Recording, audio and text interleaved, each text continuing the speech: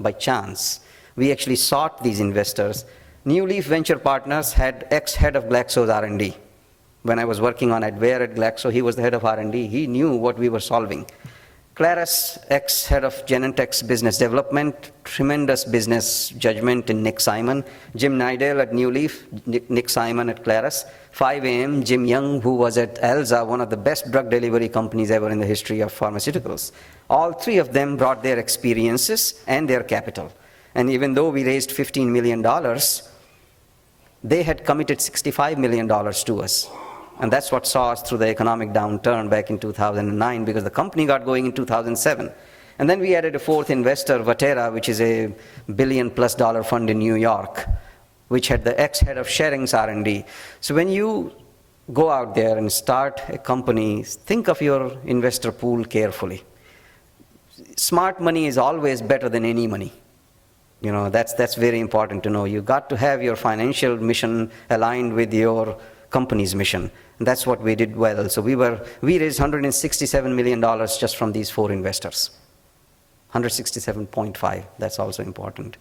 So, and they helped us through a lot of different things. So there's another piece here that's very important, and that is that when you are in the process of de-risking a play, you need investors who understand your play.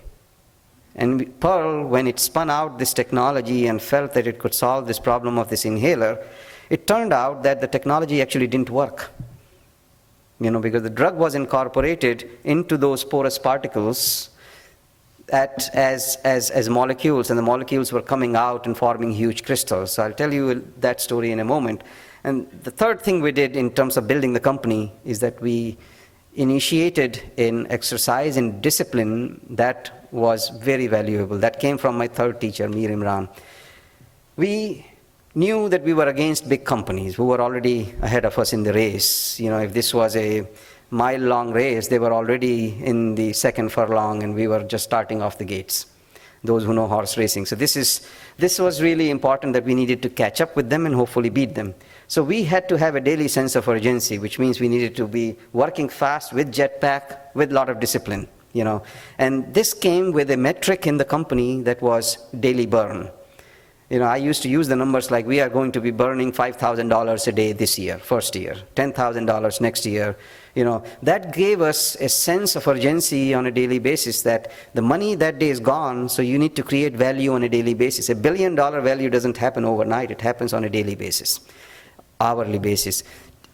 We formed project teams in which people would try to make up a week's loss if a function slipped by a week. Not that everybody would say, okay, just because that function slipped by a week, everybody has got an extra week. Never.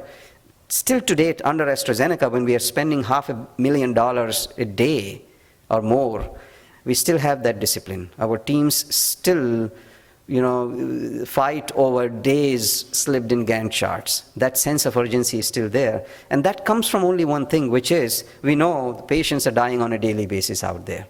If we can reach them fast, we can get the real returns on this investment really quickly. So that was disciplined.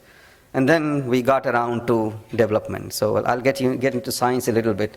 So what we need is, what you need to do is control aerodynamics of the particles that go into the airways, such that they can keep flowing with the available air stream all the way into the airways.